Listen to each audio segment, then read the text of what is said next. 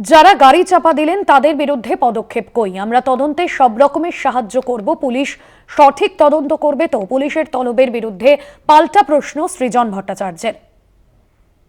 আমার পাল্টা প্রশ্ন হচ্ছে, যিনি গাড়ি চাপা দিলেন, যার দলবল গুন্ডামি করলো বহিরাগতরা এসে, তাদের এখনো অবধি ডাকার কোনো সুযোগ, তাদের এখনো অবধি জিজ্ঞাসাবাদ করার, তলব করার কোনো সুযোগ পুলিশের হলো না। যে ছেলেটা গাড়ির তলায় চাপা পড়ে আহত হলো, তার একটা সাধারণ এফআইআর নিতে গিয়ে হাইকোর্টের বকা খেয়ে আসতে হলো পুলিশকে, না হলে এফআইআর নিচ্ছিল না। যে ছেলেটা চাপা পড়লো, তার বয়ান রেকর্ডের ক্ষেত্রে অসঙ্গতি হচ্ছিল, অসুবিধা করছিল পুলিশ।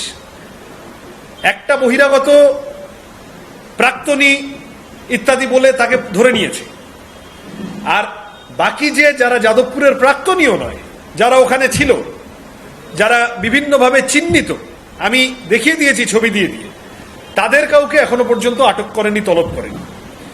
সুতরাং এই প্রশ্ন জাগে মনে যে আমরা তো তদন্তে সহযোগিতা করব, কোনো অসুবিধা নেই। পুলিশ কি তদন্ত করতে ইচ্ছুক সঠিকভাবে?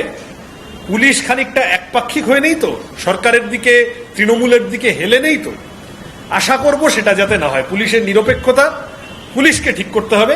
তদন্তে সহযোগিতা করার জন্য যা যা করার আমরা করব।